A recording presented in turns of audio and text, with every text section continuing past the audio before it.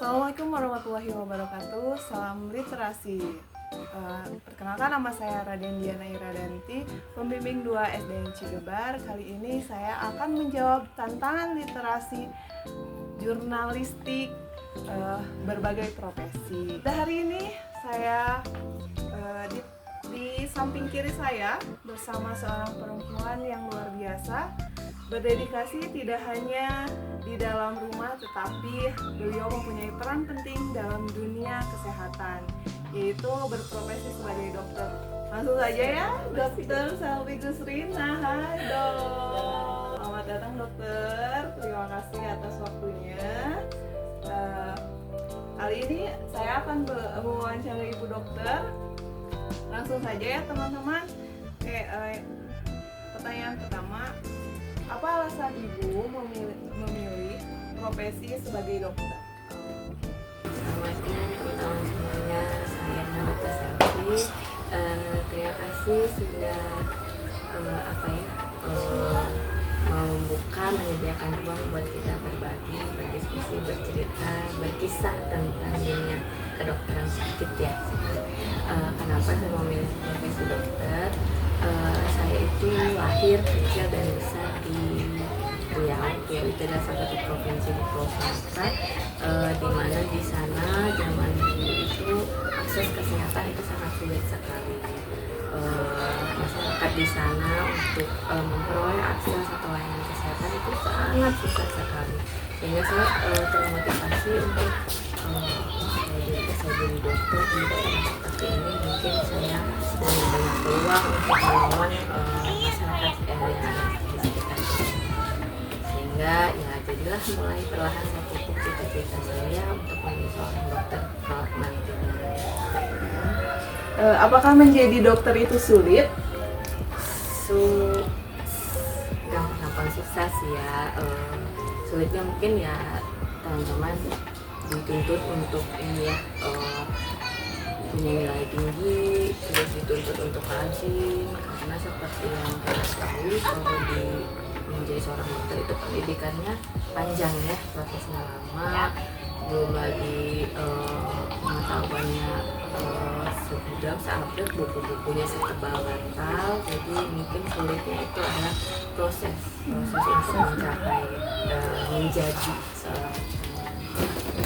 Apa saja pengalaman medis paling menantang yang pernah ibu temukan? Pengalaman medis paling menantang mungkin ketika jaga di IGD ya. Maksudnya di IGD itu adalah suatu instansi, suatu unit yang menangani semua kasus kegawat darurat. Jadi rata-rata pasien yang datang ke sana ya bisa dibilang penyakitnya yang sedang berat gitu ya. Yang paling menarik adalah ketika saya mendapatkan pasien yang udah dalam kondisi sesak, megap-megap, yang seolah-olah ini adalah waktu-waktu terakhirnya gitu ya untuk berjuang gitu ya melawan penyakitnya. Nah, hadir lalu kita lakukan penanganan, kita lakukan RJP, dan ketika tindakan yang kita lakukan itu berhasil, setidaknya untuk meringankan keluhan yang dia rasakan, setidaknya meringankan gejala yang dia rasakan, dan dia kembali sedikit, mungkin bisa dibilang tanda kutip memperpanjang usianya, itu rasanya luar biasa. Buat saya itu pengalaman yang ternyata menjadi dokter itu, tapi bukan berarti dokter yang menyembuh, enggak. Jadi kita tuh ibaratnya perpanjangan tangan dari Sang Maha Kuasa kepada orang yang sedang sakit. Siapa yang paling berpengaruh dalam memilih profesi dokter ini? Yang paling berpengaruh ibu saya, mama. Karena memang dari kecil ya yang paling tahu, paling kenal kita, paling memahami karakter, keinginan, passion, cita-cita kita ya pastinya ibu kandung kita ya. Dan alhamdulillah beliau support dan beliau selalu mendukung apapun yang jalan pilihan hidup yang saya pilih.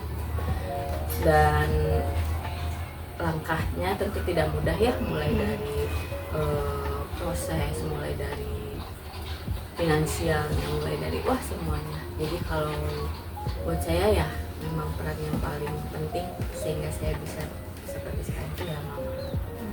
Oke. Bagaimana jika ada pasien yang berontak, apa tindakan Ibu? Pasien yang berontak, pasien dalam kulit gangguan kejiwaan atau Kayak apa ya, susah untuk dikontrol gitu selain gangguan jiwa. oke. Pasien yang misalnya ini ya, karena ada datang pasien yang penurunan kesadaran gitu ya, jadi kadang mungkin ini ya gerakan atau apa gitu susah yang komunikasi ya gitu. ya, karena kalau kebetulan kan kalau kerja di kayak IGD di dalam suatu instalasi itu kita kan tidak kerja sendiri, jadi kita kerja tim. Nah di situ artinya komunikasi, karena kita kerja tim saya akan melibatkan teman-teman perawat, teman-teman nakes lainnya untuk menangani pasien yang ibaratnya kalau ini kesadarannya tidak seperti yang normal.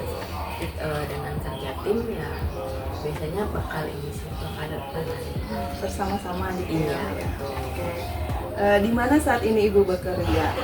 Saat ini saya itu di 2 tempat ya, ada di Dinkes Provinsi karena status saya sebagai PNS Pemprov Jabar, dan berhubung saya juga sebagai seorang dokter, maka fungsional dokternya di pelayanan saya di RSUD Kesehatan Kerja Provinsi Jabar. Berapa banyak jumlah dokter di dalam rumah sakit yang saat ini Ibu bekerja? Di tempat saya itu dokter umum ada sekitar 15 sampai 17. 15 sampai 17 Iya, dokter dokter umum. Sama spesialisasi yang lainnya mah ya ada sekitar 25 sampai 30-an. Sejak kapan Ibu mengenal dunia medis? Mengenal dunia medis itu dari SMA barangkali ya. Iya, SMA kan kalau kita di SMA zaman dulu itu kan jurusan ya, ada IPA, IPS kayak gitu. Nah karena saya tadinya cita-citanya pengen jadi dokter, maka saya memilih IPA. Di IPA itu kita mulai mengenal biologi ya, ada biologi. Nah itu tentang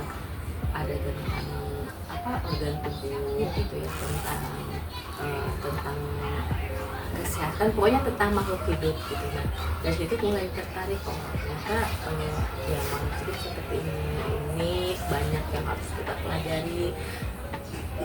Betapa sempurnanya Allah Tuhan Yang Maha Esa menciptakan seorang makhluk hidup gitu yang sangat kompleks gitu, sehingga sampai kapanpun kita pelajari itu tidak ada habisnya gitu ilmu medis itu, sampai ya berlanjut sampai kuliah di kedokteran. Akhirnya saya menikmati ya belajar tentang medis Sampai sekarang jadi sampai profesi sekarang dokter sampai ya. sekarang. Apa pesan Ibu kepada anak-anak yang hari ini sedang melihat wawancara kita ini? Itu anak-anak teman-teman aja ya, sama si muda ya kan.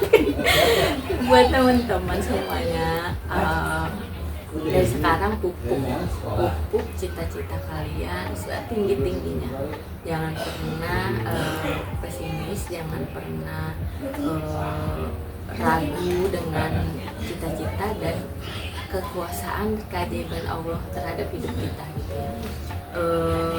Apapun passion kalian, apapun cita-cita kalian, nggak apa-apa dipupuk dari sekarang, dipelajari, diikuti, sehingga ketika kelak ke depan kalau memang itu adalah takdir terbaik buat teman-teman, maka Allah akan berikan jalan, Allah akan bukakan jalan, Allah akan sampaikan kalian pada cita-cita kalian. Tapi jika pun nanti kelak misalnya itu bukan takdir terbaik, jangan patah semangat, tetap positif dalam kehidupan. Banyak hal baik di luar sana yang bisa kita lakukan, banyak cara, banyak jalan buat menjadi manusia yang bermanfaat buat manusia lainnya. Oke, terima kasih Bu Dokter Terima kasih. untuk waktunya. Oke, sekian wawancara saya dengan Ibu Dokter. Wassalamualaikum warahmatullahi wabarakatuh. Salam